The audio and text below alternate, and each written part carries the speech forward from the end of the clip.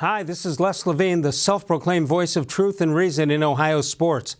A guy came up to me today at lunch and he said something that I thought was absolutely ludicrous. He said the signing of Manny Machado by the San Diego Padres for 10 years and $300 million was a good thing for the Cleveland Indians. I was stunned, but I was then able to gather myself, and I asked the guy, what could be so good for the Indians that's going to have Francisco Lindor's agent ask for $400 million in about 3 years? The guy said that's easy. Machado won't be going to the Chicago White Sox, which means none of the other members of the Central Division have improved themselves, leaving the fourth consecutive Central crown just sitting there waiting for the Indians to take it. And there's also no reason to think that any of those teams are going to get good enough in the next 2 years to take it away from the Indians. He added, if I could guarantee you home field advantage in the next two postseasons based on playing 19 games each against Chicago, Minnesota, Detroit, and Kansas City, wouldn't you take it, knowing you'd be losing Lindor when it was over? It's like the Cavaliers. Wasn't winning the NBA title worth losing LeBron James and then sucking for a couple of years? You know something? That whole thing may not be so ludicrous. Dan Labbe is here. We'll talk Cleveland Browns and more. More sports and Les Levine starts right now.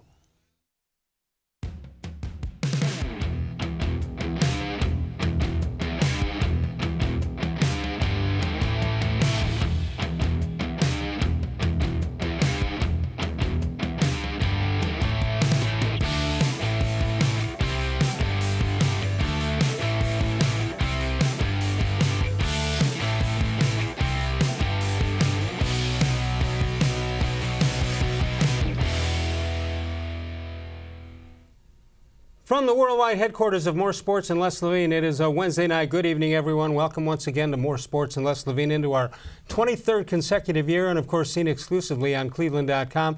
Dan Labbe of cleveland.com normally covers the Browns, but how about that open? What side do you want to take on that? When I first heard it, I said, that's crazy. And then I start thinking, give me one or two championships, and I guess I'm okay. I kind of did too, but then at the same time I'm thinking, is the Central really all you're after? And I know the argument is you can get home field advantage and maybe have an easier path to the World Series. But and you have the pitching. I just feel like I don't know if that's good enough. I want to go into a season thinking this team can win the World Series, not that they can go in and they should win the Central, and then we'll see what happens. I want to be more sure of things. When you got New York's money and Houston's money, and that's before you even get to the World Series and the National League money. Yeah, the problem is we saw what Houston could do last year when these two teams met up. The Indians didn't even have a shot in that series. The thing that bothers me about the Machado thing is he's not, to me, he may be a top 10 player, and maybe that's it. If you count pitching, I guess if you count pitchers, for sure he's not a top 10 player. Yeah, and I mean, if you were going to pay anybody $300 million between, his name is let's Trout. say him and, to think about what Mike Trout is going to make when he hits the open market, and then Francisco Lindor, Bryce Harper, we're still waiting to see what kind of number he's going to end up with. So, Machado was a little surprising that he got $300 million. The thing about Bryce Harper is he had 100 RBIs last year. That's the first time he's had 100. Yeah, and his batting average wasn't that great. He had kind of a down year last year going into free agency. They were worth $300 million because they said they were worth $300 million. Exactly. That's sort of how baseball and Scott Boras works, I guess. 216-575-0403 is the number to call. You can email us during the show at reallesLevine@gmail.com. All right, I haven't seen you since the big signing, and what do you think of it? I was surprised by it. I didn't love that they went out and signed Kareem Hunt. Obviously, I think it says what your priorities are as an organization, that you're going to value winning over everything else. And maybe that's what people are okay with. I thought you had a good running back room with Nick Chubb and Duke Johnson. I don't know that this was something you had to go out and do, bring in these sorts of headlines, this sort of potential trouble. You don't even know when he's going to get on the field. Yeah, we've been talking about that the last few days. You would think the NFL would have a list to say, okay, you can't touch these guys till we make a ruling on them. Yeah, and he's going to go. He actually might already be on the commissioner's exempt list now that he's been signed. But I'm not surprised that John Dorsey went out and did this based on his history of guys he brings on. Of course, he knows Kareem Hunt and has a history with Kareem Hunt. But to do it now, I don't know. It took me a little bit by surprise. It makes them, assuming everybody is okay with it, it seems to me from a football standpoint, it makes some sense. But I'm with you on that. Especially with Dee Haslam on the committees with the anti-violence and all that. I was surprised we didn't hear from her. Yeah, we didn't hear from her. We didn't hear from Jimmy Haslam. Obviously, they would have had to have signed off on this. Sure. I'm with you on D. Haslam. I think we probably should have heard from her about this, and we didn't really hear anything other than I believe maybe there was an ownership quote in the statement. I can't recall off the top of my head. But I don't think so. Yeah, maybe you're right. Maybe it was just John Dorsey. So and everything you hear about Dorsey is he's legitimate when he says he wants to give a guy a second chance, but I don't know. Things seem to be going so smooth. It's almost like the Browns organization and the Cleveland football team, they need this drama. Yeah, I mean, there was so much positive, right? Yeah. There was so much good going on with this team, and people were talking playoffs and what could be, and now you're going to go into next season. You might know when Kareem Hunt's going to come back. Hopefully, you're going to know that by then. But you're going to go through a training camp where he's not going to play for you. Maybe the first 6 weeks, first 10 weeks. It can really shake up a team to bring in a guy like that who's going to need the football that much. How about this call I got? I did 92.3 The Fan on Monday. So that was what? When was the Hunt signing? The previous Monday? Yeah, it would have been a week before so it was that. a week. So we did most of the show about Kareem Hunt and the signing and went back and forth. It seemed to me it was maybe 60-40 in favor of signing him. But the call that got me, that struck me and says, hey, that's old news. What do you mean it's old news? It was last week. Yeah, I know. Things move so quickly. Although I will say we got to Monday this week, and I'm like, has it really been a week since we were in Berea listening to John Dorsey talk about this signing? That was a quick press conference, by the way. It was. I mean, a quick announcement of the press conference. Yeah, I mean, they turned it around really quickly, and they had two separate sessions, one with the writers and one for the cameras. And, I thought John Dorsey handled himself well. He said the things he needed to say. Right. He got his message out there as to why he signed him. But everybody who's sitting here saying guys deserve second chances, I think they'd be singing a different tune if this was the Ravens or the Steelers or the Bengals or someone like that. But he's in Cleveland now. I have this strange thought about it that as he's running from his own 20, he's going to run for an 80-yard touchdown, and halfway through I'm thinking, oh, it's the guy who's got a bad situation. Come on, run. Yeah, well, right? It does put, I think, fans in kind of a strange spot because they're going to cheer for his team. They're going to want him to be successful. And, are you going to go out and buy his jersey? Or are you going to go out and buy his jersey for your kid? Right, There's so many from things. A football standpoint, does it put the Browns closer to a playoff spot? I mean, I think it does. If he's the player he was in Kansas City, this is a guy that he's a multifaceted back. He can run, he can catch. He does a lot of things really well. He complements Nick Chubb really well. I don't know what they're going to do with Duke Johnson once Hunt gets back, but I think it really does put this team on the field in a much better position. All right, you know who knows? You know who knows stuff? Who? Las Vegas. Yes. Let's take a look at Las Vegas, see what they have to say. Here are the odds. This is the Vegas Insider. They've got the Kansas City Chiefs for the championship. This, of course, the AFC. So you've got Kansas City again representing the AFC to get to the Super Bowl. New England at 4-1, Indianapolis at 8-1, Chargers 8-1, Pittsburgh at 10-1, Cleveland and Baltimore both at 12-1. What do you think of that? Trying to think of who maybe got left off that list. I mean, I can't argue with that necessarily. I don't want to go out there and predict that the Browns will win the AFC, but maybe you could even make an argument that Pittsburgh, with everything that's happened over the last few days, they're going to be worse than maybe when those odds were made. I was thinking about this, about Pittsburgh. From a distance of 120 miles, we look at it and say, boy, they're in real trouble. Because all we know are the two big names here. They're shoring up elsewhere. They're still going to be a factor. Yeah, and we've seen that they can always go out and get guys, right? I mean, look what James Conner did with Le'Veon Bell. He didn't play all year. Juju Smith-Schuster is a really good wide receiver. It'll be fun to see him as a number one guy. So Pittsburgh always kind of reloads. 216-575-0403, and you assume that Roethlisberger is going to hang him up one of these days, but apparently not. We say that about all these quarterbacks, but now with these rules where they're so protected, these guys can play into their 40s, it seems. You watching the new league at all? I haven't watched a ton. I watched a little bit the first week. Yeah. It's not doing a lot for me right now. It's interesting. You know why? I'll keep an eye on it. There's no quarterback play. Exactly. You put a quarterback or two in there, it's totally different game. Yeah, and you go back to the USFL days. Right. That was their problem. They couldn't protect their quarterbacks, and that they did have, and the other teams didn't have quarterbacks. Yeah, that's true. 216-575-0403 is the number to call. Dan Labbe of cleveland.com and the Plain Dealer with us covering the Browns, and it's a lot more fun covering now than it has been. right? It is, and it'll be an interesting training camp. There's going to be national media all over the place. Right. Of course, Baker Mayfield is a bona fide superstar now, even though he only won. He didn't play the whole season, Right. and really only played well over those last 8 games Right. when he really started taking off. Would have been an interesting year to have Hard Knocks out there. Yeah, this would have been the year. Everybody thought last year would have been a great year, Right. and it was. But this would have been an incredible year to have Hard Knocks. All right, Dan Labbe with us. When we come back, we'll take a look at what he thinks will be coming up next for the Cleveland Browns. We'll take your calls, 216-575-0403. More sports and less Levine, seen exclusively on cleveland.com. You can also follow us on Facebook, facebook.com.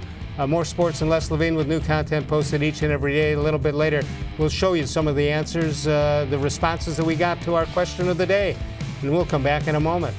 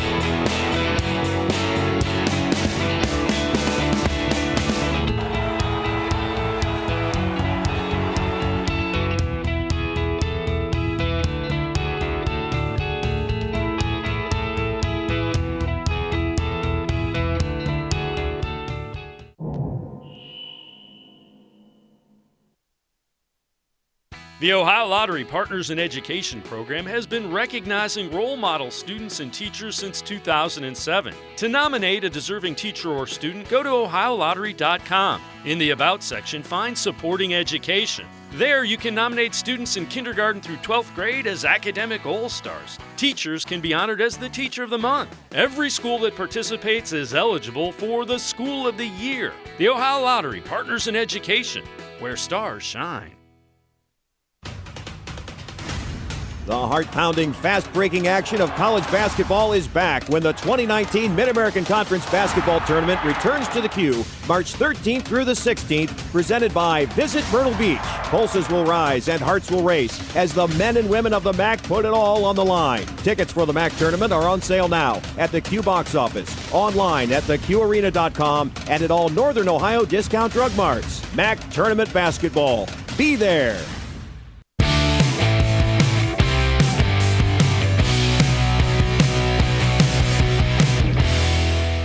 Let's take a look at birthdays for today. 1947, Terry Cloth threw in the towel one time. Charles Barkley, he's got much fatter pictures, doesn't he? He does. When was that taken? That's at high school? Very flattering. Yeah.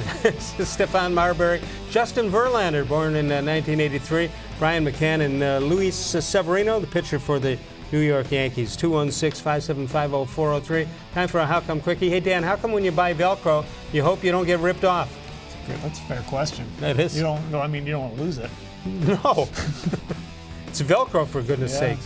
Did you get ripped off buying Velcro? I have, one I don't know time. how expensive Velcro is. Last week, I was reading an anti-gravity book, and I just couldn't put it down. All right. Sorry about that. Don't get me started. 216-575-0403 is the number to call. Dan Labbe is with us. All right, the Browns made a signing today, not one to make you go to Las Vegas and bet on the Browns. And it is Jalen Strong. He was probably surprised when he drove away from Berea, maybe went to Strongsville, said they named a city after me already. 25 years old, 3 NFL seasons, tore his ACL after just one game with Jacksonville in 17, missed all of 18. In his career of 20 career games, 31 receptions and 330 yards and 4 touchdowns. All right, so what do we know about this guy? And the injury doesn't look good to me. No, I mean, you hate what an ACL can do to a guy, although we've seen fast recoveries more recently, guys coming back. But, just kind of taking a flyer on a guy who's good enough to be a third-round pick, has had a little bit of production in the league. Bring him into camp, see what he can do. And throw darts at the wall and see what happens. What kind of receiver is he? Coming out of college, I actually kind of liked him. I haven't watched a ton of him in the NFL. Well, there wasn't a ton of him in the NFL. Yeah, exactly. There's not a ton to watch. So, I think he's a guy that can maybe find a spot as a fourth guy, depending what happens with maybe Rashard Higgins or Brashad Perriman. Right. But I wouldn't have very high expectations of him. Okay, just another signing. And yeah. In fact, fans will go out to Berea to watch, say, who's that guy out there? Yeah, they'll say, oh, that's the guy they signed back in February, yeah, wasn't right, it? Yeah. Right. It was right after the Kareem Hunt deal. Yeah. All right, so the thought is, I would have thought that the Browns, with the kind of money they have on the salary cap, I thought it was number 1 or number 2 in the league, but it turns out they're a little further down. Let's take a look at where the Browns are as far as salary cap money is concerned and what they've got to spend and what everybody else has to spend. There you go. Indianapolis, look at that, $107 million. New York Jets at 102, Buffalo at 83, the Browns at 78, San Francisco at 76. So that's a lot of money, a lot of estimated cap space, but it's not the be-all, end-all. Yeah, but it's enough to do what they want to do this offseason. Obviously, the one theme with most of those teams is they have young quarterbacks. Andrew Luck has signed a new contract, but you look at Buffalo, the Jets, the Browns. They have young quarterbacks on cheaper deals. So that's why the money's spread out. Yeah, that so way. You've got a little more room to spend, and San Francisco is on that list. They're an interesting team to watch because they have Jimmy Garoppolo. I want to put some pieces around him. All right, so that's good and bad because. Once you think the window's open for a while here with the Browns, but it may not be because of what you just said. You're going to have to win in the next 2 or 3 years because all of a sudden Baker Mayfield becomes, what, 30 million, 50 million? Who knows? Yeah, who knows what quarterback contracts are going to be then. And there's a new labor agreement coming up, I believe, after 2021. There could be some labor issues. But, right now you've got a chance to spend money on guys and bring guys in. I don't think John Dorsey's going to go crazy this offseason. No, but I think he is going to do some things to really supplement this Actually, roster. the word got out, well, there's a lot of money to spend. Then the last time he spoke to the media about this, or in interviews, pretty much said, well, we've got some, but I wouldn't look to more than 1 or 2 players with it, which surprised me. And the thing is now in the NFL, so many of these teams, you just looked at that list, so many of these teams have money to spend. The cap just keeps going up. So, having a ton of cap space isn't quite as advantageous as it used to be, but it still helps to have it. Going back to that theory about the quarterbacks not signing yet, does that mean that maybe the higher-priced veterans might be signed? Or would the higher-priced veterans be the guys that get shut out?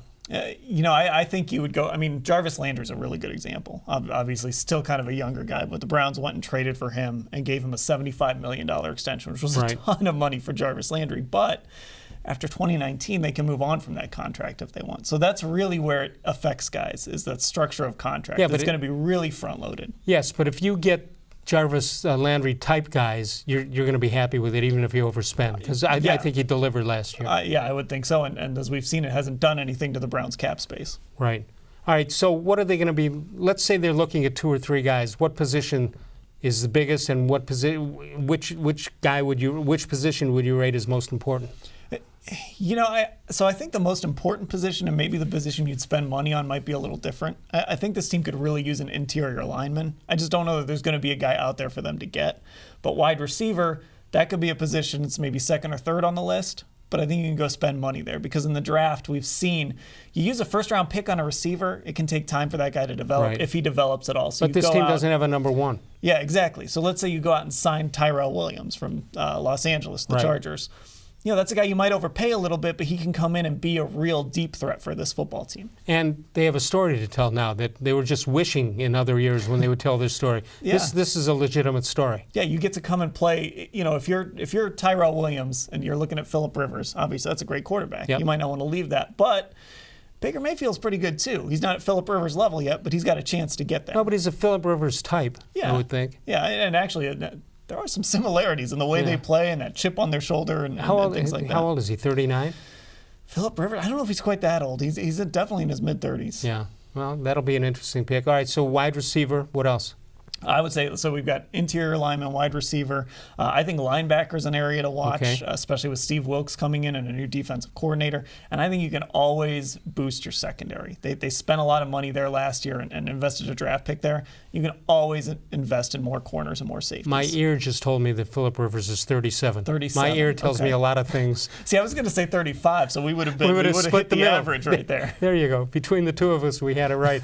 216. We're assuming my ear is right. 216-575-0403 is the number to call. You can email us during the show at reallesslevine@gmail.com. Dan Labbe is here from cleveland.com. When we come back, we'll listen in. You're not going to listen in, but you'll see what Pat Mahomes said about Kareem Hunt. Pretty interesting stuff. And we'll do that when we get back. 216-575-0403. You've got live and simulcast racing out at Northfield Park. And that's live racing. And that comes your way Sunday through Wednesday as well as Saturday. And post time for that is 6 p.m. That's all at Northfield Park, where it's free admission, free parking every day. Back in a moment with Dan Labbe, exclusively on cleveland.com. Your basement is damp, dirty, and not somewhere you want to spend time. Let Nature Stone Flooring transform your basement into a true extension of your home. Nature Stone's proprietary hydrostatic ports allow water to simply evaporate, so no mold or mildew. Plus, it has a higher insulation rating than carpet and is warmer than linoleum, vinyl, wood, or tile. Schedule your free in-home estimate easily online today and get up to 50% off. Nature Stone is the affordable basement floor solution that beautifies your home. Nature Stone, the only concrete solution. There are tastes we remember. Every smell brings the happiness of times gone by. Experience this every time you walk into Gallucci's Italian Foods. Whether you need lunch on the go, a catered party, or that perfect blend of wine, meats, and cheeses, Gallucci's has exactly what you're looking for. Straight from Mama's Kitchen for old world traditions or original experiences. From the tastes you remember to new flavors you'll never forget, Gallucci's is a tasty branch of your family tree. When it comes to selling you a mattress, most retailers are handing you a long line of extra steps that drive up costs and create confusion. At the Original Mattress Factory, we simplify the mattress shopping experience by building mattresses and box springs in our own local factories and selling them direct to you. It's short, sweet, and simply makes sense. So experience more than just the mattress store. Experience an original, the Original Mattress Factory.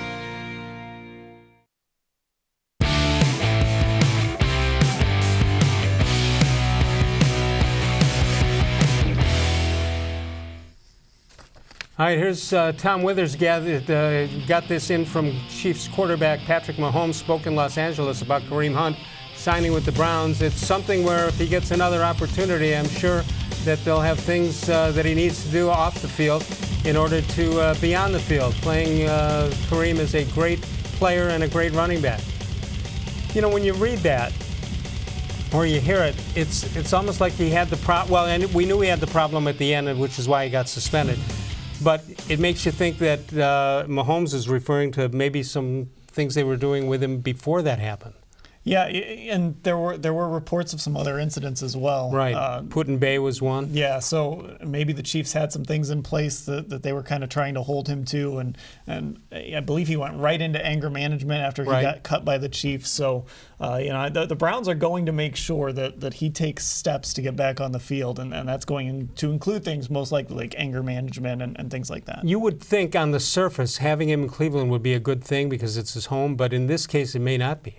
There might be some things pulling on him that may not be good for him. That's sort of the interesting thing because the incident happened in Cleveland, right? And that's what really stands out to you. It happened in downtown Cleveland. Yeah, and you would think his friends would be keep an eye on him, but apparently at least that night it didn't happen. Yeah, this is one of those cases where it's a little riskier maybe to bring him home, but it also gives him an opportunity now if the Browns say, hey, we want you to go talk to some schools. We want you to go to talk to some high school kids. He's going to know the area, and maybe there's some kids that are going to remember him from his Willoughby South days. How about that maybe the first exhibition game when his name is announced, he'll get booed, and that's the last time you hear a boo?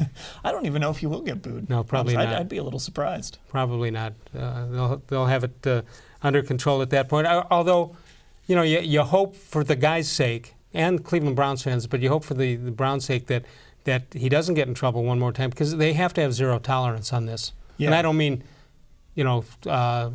going through a red light. I'm not talking about that, but zero tolerance in anything to do with physical, with alcohol, with anything. Yeah, I mean, that's what John Dorsey told us, too. He said this is going to be zero tolerance. And you're right. He gets a speeding ticket, they're not going to cut him. But if something close to this happens again or this happens again, they're going to have to move on. Sometimes the locker room is overrated, and sometimes it's not. What do you think Nick Chubb will think in the locker room when he comes in, although Chubb has established himself, obviously? Right now, he's still got to be the number one running back based on a couple of things, one of which is you don't know when you're going to get him back. Yeah, that's the big thing. He's gonna have a leg up on all of this because he's going to get to play. And I think the guy that really should maybe look at this and be a little worried would be Duke Johnson, because I think because Kareem Hunt can catch the ball out of the backfield and he can be that multifaceted back, you can put him and Nick Chubb on the field together. I don't know what this means for Duke Johnson. No, I don't either. So do they have a problem with Duke Johnson? Because he seems to deliver almost every time. Yeah, and every year we talk about this. Yeah. Get Duke Johnson the ball more. It's like an evergreen topic in Cleveland sports, and then it just never quite happens for him. Why is that? I just think he's very difficult to give the ball to, because you're not going to give him the ball 20 times a game. No, but you can get it 6 or 8. Yeah, he loves to play the slot. So maybe you put him out in the slot and get it to him there, but then does the quarterback throw him the ball?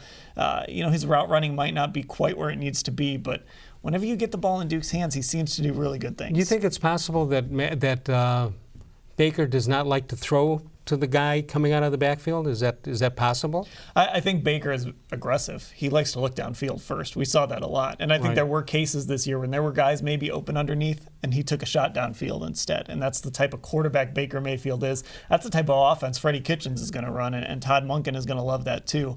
So, I think Duke Johnson has suffered from that a little bit. Are you cold here in Northeast Ohio? A little bit, yeah. Want to go down to Orlando? Absolutely. Let's go to Joe in Orlando. Joe, good evening. Welcome to the show. Hey, thanks. Hi, guys.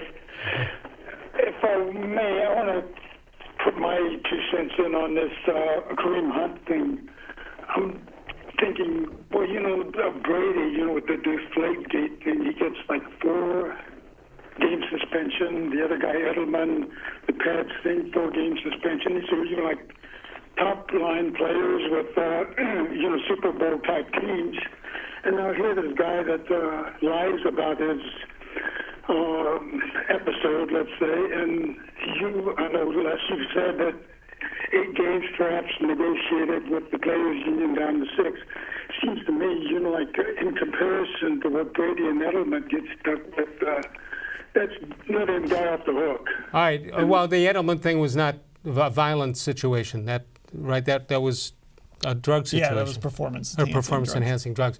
I'll tell you what, I have no inside information on this, and maybe you can help me out on this, Dan. I'm afraid that Kareem is going to get suspended for a longer period of time than maybe he would have, because I think they went lower on some other ones, and I think it's a make-good time as far as they're concerned. And maybe if they, it's not going to be 4. I got to believe it's going to be 6 or 8. And then maybe he can challenge it, and maybe they'll lower the suspension. But I think they're not going to go so easy on him. Yeah, I think they want to try and send messages in these instances, and this is going to be one of those times where they're going to try and send a message. I do think it will be a longer suspension. And you can run yourself in circles trying to talk through. Okay, Tom Brady only got 4, or Tom Brady got 4, and Josh Gordon got this. That was for error in the football. Yeah, all these different suspensions that just aren't really equal. No, and I think this is obviously a real serious violation. You would think maybe it would be longer than 4 or 6. And I would think once the Ray Rice thing came out and there was such criticism of Roger Goodell at that time, I think psychologically he may be thinking longer term. Now, can they challenge it? Yeah, maybe. And, we saw what happened with Ezekiel Elliott in Dallas. Right. That thing got tied up in the courts forever. He finally got himself back on the field. It'll be interesting to see the approach that Kareem Hunt and his people take here and the Browns take. Are they going to try and maybe have those 5 games from last year kind of serve as part of the suspension? That's going to be interesting as well. I think they lick their wounds and let them give them whatever the penalty is going to be and then move on from there. That's what I would do. I'd be happy to still be employed in the NFL. Yeah, exactly. Anything else, Joe? No, that's, but I do enjoy your shows. We appreciate it. Spread the word about us down there, will you, please? Okay. Good to talk to you. That's Joe in Orlando, Florida. We got to get a map here and just push pins in for every state that we get, see how long it takes us to get 50. Hi, I'm calling from Hawaii. We had a guy from Singapore a couple weeks ago. We should go visit all these people, too. Well, we should definitely go visit Joe in Orlando. It's not a bad idea. 216-575-0403 is the number to call. Dan Labbe of cleveland.com and the Plain Dealer with us. The other day when the Kareem Hunt thing came down and not that they called an emergency press conference, you've got to be on call almost you're almost like a doctor, right? In other words, on that Monday, what were you, the press conference was at 5:30, right? Yeah. All right, so, and I think they announced it at 2 o'clock that they were going to have it. So what are you doing in covering the Browns for cleveland.com on a Monday like that, off season? What are you doing, and then what do you do? Well, I was at home. I was actually, I'm lucky that I get to work at home during the off season a lot. So I was at home, and I was just kind of doing some work, and then the Browns will send us a text, hey, we've got news coming. Right. And this one, they kind of let us know was going to be a big deal, even though they didn't tell us what it was going to be. And then all of a sudden that news drops, and you knew you had to hear from... They can't keep it a secret anymore. Of course not. Yeah. And you knew we had to hear from John Dorsey at some point. And I'll say this, he's always been, when he drafted Tyreek Hill, he came right down in Kansas City and talked to the media. He did the same when he drafted Antonio Callaway last draft. He does a really good job of staying ahead of this. And he understood, I've got to talk to the media. He talked to the writers separately, and then he went down and talked to the camera folks.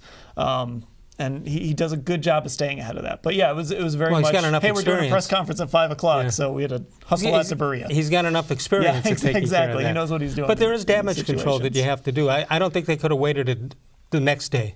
I don't think. Yeah, I agree, because then you've got, I mean, you mentioned it, by a week later, this felt like old news, right? Old news, yeah. By the next day, you would have had sports radio stations talking about it just constantly. You would have had a million newspaper columns written about it nationwide. You had to stay ahead of it and get your piece out and kind of say why you did this. Trevor Bauer in the news, of course, for good or for bad, but we've got a Facebook question of the day. We asked you to respond about Trevor Bauer and his most interesting thing that has just come up in the last few days concerning the Sports Illustrated article about him. We'll check on that and more when we get back. You can follow us on Facebook, facebook.com/More Sports and Les Levine, with new content posted each and every day. Dan Labbe and I return in a moment. More Sports and Les Levine continues right here on cleveland.com.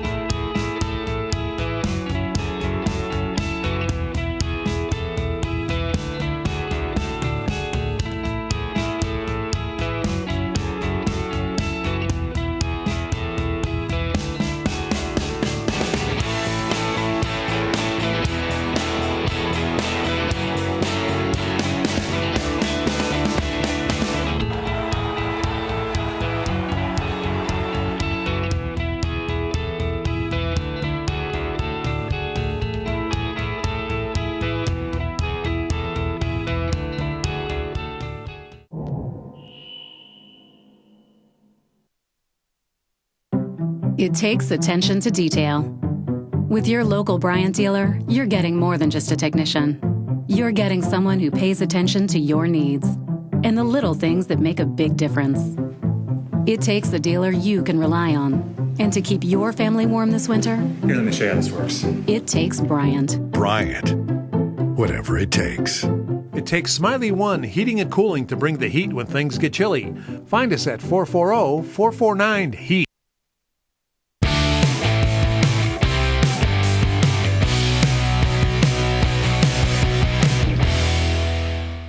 Let's take a look at this date in sports history, February 20th, 1943, right in the middle of the war. Phil Wrigley and Branch Rickey charted the All-American Women's Baseball League. It was, of course, featured in the movie A League of Their Own.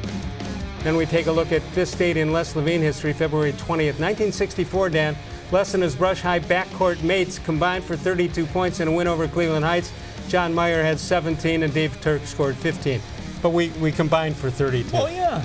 You played a role in that somehow, right? I was the winner of that one, I can tell you that, because my wife was a cheerleader for Cleveland Heights at the time, so I was the winner. See? Yeah. There you go. 216. You got to see you and your teammates combined for 32 points. Exact. My backcourt teammates. 216-575-0403 is the number to call. Tomorrow night, the D-man, Dennis Maniloff, joins us. We got all kinds of stuff to talk about with him. Indians made a move today at kind of a one that won't make people go buy tickets, but they signed Tyler Clippard, a relief pitcher. Let's take a look at what he's done. And I think he's the guy who's going to make this team. 34 years old, a right-hander, and 68 2/3 innings pitched, 3.67 ERA, and there you go. His career ERA is 3.16. I think one of the worthless statistics for pitchers is ERA for relief Especially pitchers. relievers. Yeah. Starters, I get it. But you get blown up in one inning and you're done for the whole season. Yeah, exactly. A couple of all-star appearances in 11 and 14, and he topped 60 innings in 10 consecutive seasons. And again, he is 34 years old. I would expect that he's going to make the team. One thing about this Machado and Bryce Harper and all that, when Harper gets settled and signs, which means Machado will have the record for a day or two, 3 maybe. It seems to me everybody starts scrambling to their phones. I'm talking about general managers. And Chris Antonetti, for example, he can't talk to 10 different players or agents. So they may settle in on 2 or 3 that they want to go after. If league-wide they do it that way, there's going to be some people falling through the cracks, I would think. You would think so, and the Indians will hopefully be able to take advantage of that. And you try and find guys like this reliever they signed today. It's like we talked about with Jalen Strong. You're just kind of throwing darts at the dartboard. Well, that's what I think they got 93 pitchers in camp right now. So we'll see what will happen. The thing that concerns me about that is each guy's going to want to make an impression and win a job, and they may be overthrowing. At the first week or 2 of spring training, pitchers shouldn't be throwing all they've got. That's one of the problems with the World Baseball Classic, and hopefully that doesn't. I hope they take it carefully. And you like to have roles, as early as possible. You like to know, okay, this guy's going to come in this situation. Yeah. This guy's going to close. You like to have those clearly defined roles. Wouldn't you think that big league players wouldn't need to have that? You would think so, but all right, you're coming in the 7th. Oh my God, what do I do? I'm used to pitching the 6th. Yeah. 216-575-0403. Do you have any dating advice for Trevor Bauer? I don't. He's got his own stellar. I don't even know if I'd call it dating advice. No, that's not dating advice. That's advice, but it's not necessarily dating advice. All right, so here's the question we asked. From the drone incident to the dating rules and everything in between, what bothers you most about Trevor Bauer, if you're bothered at all? Let's take a look at it. Larry Galvin says, absolutely nothing bothers me. We'll get that up there momentarily. All right, Larry Galvin says, nothing bothers me. It's refreshing to have someone with a quirky character on the team. Remember Mark the Bird Fidrich? Loved how he talked to the baseball. You remember him? Was that too young? I do remember him. You do remember him talking to that ball? I've heard about him, yeah. Unbelievable. Peter J. Butler, his attitude and behavior are questionable. The stupid move in the 2016 World Series playing with a childish drone toy may well have cost us putting the Cubs away before 7 games. I only admire his competitiveness. Andy Mees says, nothing bothers me. Contrary to popular belief, Bauer is a team player who's willing to pitch anytime he's needed. Guys have done worse things, like Albert Bell nearly running trick-or-treaters over for merely asking for his autograph. And Bell was worshipped by the Cleveland faithful based on his power stroke. And that, of course, happened until he signed on with the White Sox. Carl St. John says, nothing, less Twitter maybe. Dan Macy, everything bothers me. Wish we would trade him. We go from one end to the other here. Rick May says, as long as he plays like a professional once he steps on the mound, I don't care if he dresses like Pennywise the Clown in the Stephen King Move It. The Browns just got Kareem Hunt. That pales in comparison. And finally, Wayne Richard Lyons. I enjoy his outlook on pitching and his life. We have too many athletes who are plain boring. Here's a guy who actually comes out with what he thinks, maybe not to everybody's liking, but he is refreshing. Keep it up and go out and win 15 to 28 games. That's kind of a wide range, 15 to 28 games. I would take 15 from Trevor Bauer. So there you have it. And we do that each and every day, Trevor Bauer, with dating advice. By the way, he does say he could have helped Cody Allen with his curveball if he just would have asked for advice. I thought that was an interesting part, and when he was watching Mike Clevenger's film was interesting. Right. I guess in this case, the one commenter mentioned Kareem Hunt. He hasn't done anything like that, so I guess go out and win some baseball games, and it's okay with me. We'll move on. All right. When we come back, we'll take a look at the life of Don Newcombe, who passed away yesterday at the age of 92. And we will do more when we get back. Sokolowski's University Inn, 11 to 3, Monday through Friday, Friday and Saturday nights for dinner. The winner of the James Beard Foundation Award, only 5 restaurants win it each and every year. They won it 3 years ago. The only one in the history of Cleveland to ever win it. 11 to 3, Monday through Friday, Friday and Saturday nights for dinner. There's nothing better. Mike and Bernie Sokolowski's University Inn. And we'll come back in a moment. More sports unless Levine continues right here, exclusively on cleveland.com. The concrete in your garage is uneven, cracked, pitted, and just plain ugly. Transform your garage into a welcoming entryway with Naturestone flooring. Reduce tracked-in dirt, eliminate puddling and salt damage. Plus, Naturestone corrects uneven concrete so you don't have to worry about tripping or slipping. Call or go to naturestone.com to schedule your free in-home estimate today and get up to 50% off. Naturestone is the affordable garage floor solution that beautifies your home. Naturestone, the only concrete solution. The Ohio Lottery Partners in Education program has been recognizing role model students and teachers since 2007. To nominate a deserving teacher or student, go to ohiolottery.com. In the About section, find Supporting Education. There, you can nominate students in kindergarten through 12th grade as academic all-stars. Teachers can be honored as the Teacher of the Month. Every school that participates is eligible for the School of the Year. The Ohio Lottery Partners in Education, where stars shine.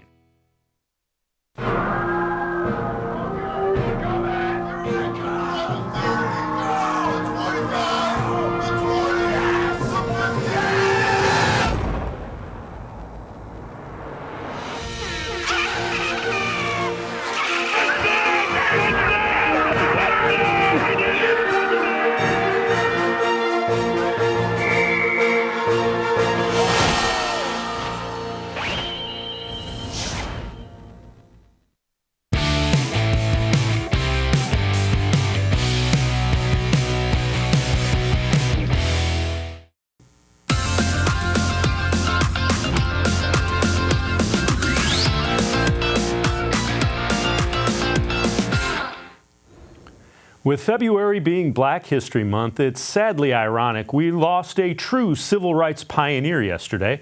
Former Dodger, Cincinnati Red, and Cleveland Indian Don Newcombe died at the age of 92.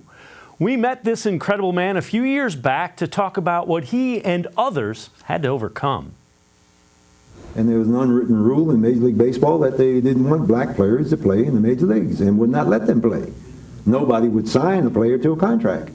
That was the gutless owners who owned teams at that time. And then a man by the name of Branch Rickey decided that there was going to be something done about it because it was not the right thing to do. We were Americans like any other American in this country. We were supposed to be. We could pay our taxes when we got a job, and we could go to war when they had to fight a war, and we could die like other men died. But when it came to baseball, there was an unwritten law that said, no, these men can't play because they're black. And Branch Rickey said, I got to meet my God one day, and this is not right. I'm going to right this wrong before I leave this earth. And he found a man by the name of Jackie Robinson. And he found Roy Campanella and, yes, Don Newcombe, and signed us to contracts and gave us a chance. And then Bill Beck, God bless him, got a chance to sign a man named Larry Doby and gave him a chance. And we performed under many, many roadblocks that they threw up in front of us. And we overcame them, tore them down, and became the great players we became. Why, my God, in the 10 years that Jackie, Roy, and I were with the Dodgers, between us, we won 5 Most Valuable Player awards. We won 2 Rookie of the Year awards, and the first one is named after Jackie Robinson now, the Rookie of the Year award. And I happened to win the other one. And 1 Cy Young award, which I happened to win because Jackie and Roy were not pitchers. But 5 Most Valuable Player awards out of 10 years. You tell me whether or not we weren't talented enough and able to compete and do better. President Barack Obama said Newcombe helped Major League Baseball and America itself become what it is today.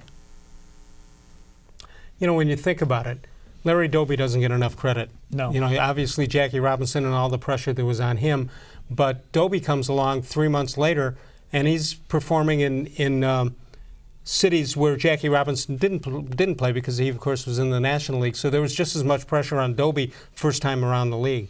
Yeah, and I mean, you hear, of course, with Jackie Robinson's story and with Larry Doby, too, the abuse that the players had to put up with and what, how they had to really just sort of deal with it. They couldn't respond to it. They couldn't react to it. They just had to kind of put their heads down and perform. And I think that's what Don Newcombe was getting at, too. They did what they were supposed to do. They came in, they performed, and they opened the door for everyone else. Think about this. Bill Veeck calls Lou Boudreau, the manager of the Indians, and says, we got this guy we're bringing up here in the middle of the season in June, and his name is Larry Doby. He says, well, what position does he play?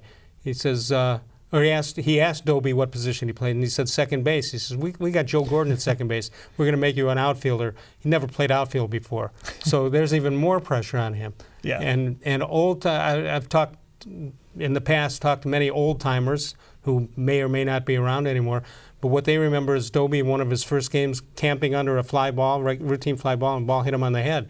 Now, it wasn't as good as Jose Canseco, who made it go over the fence. Didn't go over the wall. No, but you hear about Jackie Robinson and Newcombe and Campanella and Larry Doby right here in the city of Cleveland who did what he had to do. Cleveland doesn't get enough credit for breaking the barrier either.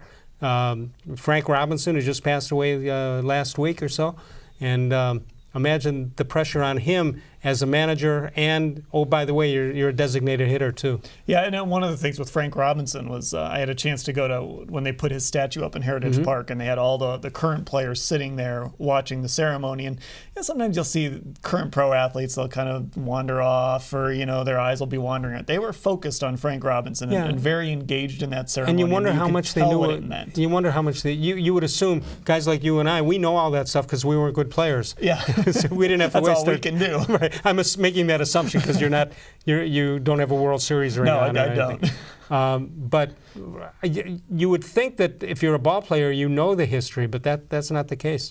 Yeah, but I mean, certainly in that moment, they understood kind of the weight of that history and what Frank Robinson meant to the game. How about the Latin players? Did they feel the same way in what they were watching? Just judging by the body language and how engaged they were in the ceremony. And it wasn't a short ceremony, and it was before a game, so these guys aren't necessarily always focused on that, but they were certainly in that moment and really engaged in that ceremony. That's good to know. I mean, you hear this all the time. I've heard it about Herb Score, Lenny Wilkins, a couple of other people where the players will ask, hey, did you play the game? Well, yeah, Wilkins played it pretty well, and Herb Score played it pretty well for a couple of years. Would have played it historically in the Hall of Fame had he not got hit by the line drive by Gil McDougall. 216-575-0403 is the number. Dan Labbe of cleveland.com and the Plain Dealer is with us. All right, so what's coming up next? The Combine? Yeah, so the Combine is next week. It's Wednesday through, I believe, Monday in Indianapolis. Do we no longer care because we got Baker Mayfield? It is really strange. I'll be there, and I'm kind of trying to think of who are the players I want to pay attention to and watch at the Combine, talk to when they're available. And it's really hard to come up with that list because it's not just obvious. It's not, look at the top quarterbacks. Well, you're talking Browns specifically, but you got some Ohio State guys to cover? Yeah, there's some Ohio State guys. Of course, we'll all kind of be covering that. And Dwayne Haskins is really interesting. What teams are going to think of him if he maybe makes himself the number one quarterback in the draft? It'll be interesting to see. Maybe the Heisman Trophy winner might have something to say about that. Yeah, and that's the other guy, too. Yeah. I mean, a lot of people are very interested. It's hard to believe he's 5'7". I know. And it's funny how the doors have kind of opened for shorter quarterbacks with Baker Mayfield. Drew Brees, of course, came first. And, not first, but he was kind of the most prominent, most successful shorter quarterback. And now guys are starting to come in these new offenses and succeed. What I've never really understood is if you're talking in the height department, maybe an inch or two or even three, I can't believe it does, but I can't believe it makes that much difference as whether a pass is going to get blocked down or not. Maybe it has more to do with blocking the passing lanes and the vision of the quarterback. Yeah, and even a guy like Joe Flacco, who is sort of that prototypical size, he had a bunch of passes batted down last year before he got replaced by Lamar Jackson. So I think the great thing about watching Baker throw is the arm angles, his ability to find passing lanes. You really kind of notice when you watch closely that this guy knows how to, he's been playing short his whole life, so he knows how to deal with that. So and he's not super short. athletic, so he's not been running around. He knows how to work in the pocket. And also, you'll say, well, the league will catch up to him. They've got the offseason to watch all the film. He doesn't make the same move each and every time. You might say, if you're defending him, you might say, well, his first step is always to the left or to the right, or he moves up or whatever. He doesn't do that. Everything seems different. And his release is so quick. Yeah. I mean, you'll watch him move in the pocket, and all of a sudden the ball's gone. And you kind of wonder where it came from. It's really impressive to watch. Northfield Park is your home for live and simulcast racing. They've got it for you. Catch the excitement of live harness racing Monday through Wednesday, Saturday, and Sunday also. Post time 6 p.m. Open early every day for simulcast action from the top thoroughbred and harness tracks all around the world. Dan Labbe and I return one more time. More sports and less Levine, exclusively on cleveland.com. When my dad started Nature Stone, he created a solution for age-old concrete problems: unevenness, cracking, pitting, and more. Nature Stone solves all of these problems in garages, basements, and outdoor spaces. Nature Stone is beautiful, environmentally friendly, and affordable. Plus, Nature Stone is backed by Russell's Promise, our true unconditional warranty. Call or go to naturestone.com to schedule your free in-home estimate today and get up to 50% off. Nature Stone, the only concrete solution. There are tastes we remember. Every smell brings the happiness of times gone by. Experience this every time you walk into Gallucci's Italian Foods. Whether you need lunch on the go, a catered party, or that perfect blend of wine, meats, and cheeses, Gallucci's has exactly what you're looking for. Straight from Mama's kitchen for old world traditions or original experiences. From the tastes you remember to new flavors you'll never forget. Gallucci's is a tasty branch of your family tree. When it comes to selling you a mattress, most retailers are handing you a long line of extra steps that drive up costs and create confusion. At the Original Mattress Factory, we simplify the mattress shopping experience by building mattresses and box springs in our own local factories and selling them direct to you. It's short, sweet, and simply makes sense. So experience more than just the mattress store. Experience an original, the Original Mattress Factory.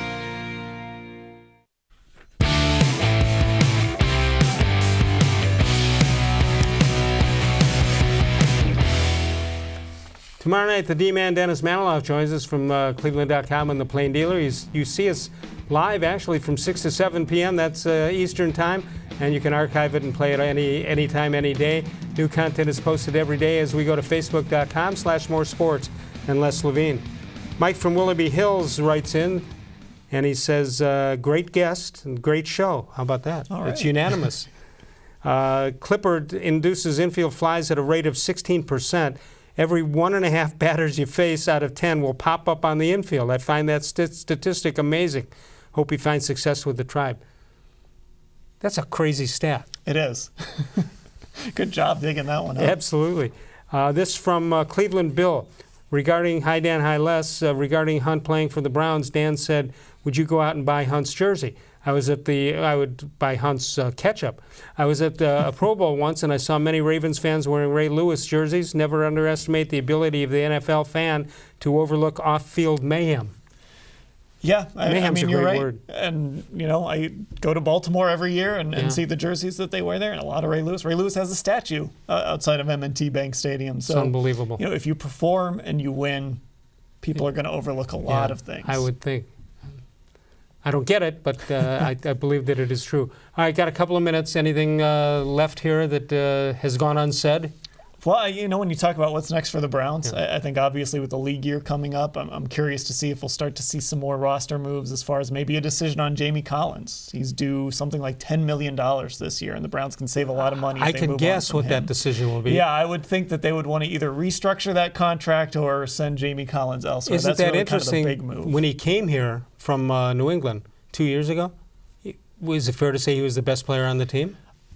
It was a big deal, and they gave up, I believe it was a third-round pick for him. Right. And when they re-signed him to that contract, it was a big win for the Browns that they traded for a guy and convinced him to stay in Cleveland. It is funny how things have changed. It shows kind of where this team is at right now. Right. course, you got a new defensive coordinator. He might think differently of him. Yeah, he might like Jamie Collins, and Yeah. that's what we have to figure out, what he thinks of this linebacking core, what he thinks of even a guy like Joe Schobert. Does he see him as Luke Kuechly, or does he see him as just another guy? I doubt that you'd see him as another guy. I tend to agree. I think Joe Schobert is really good. Greg Williams used to rave about how smart he was quarterbacking that defense, which is why I bring up the Kuechly comparison. There's a little bit of that there. Any other veterans that you see that might not, names that we're all familiar with that may not be here? I would just keep an eye on that linebacking core. Collins, Christian Kirksey is due a lot of money. Now they don't save anything if they move on from him, but could they decide to maybe trade him depending on how they think of these linebacking core?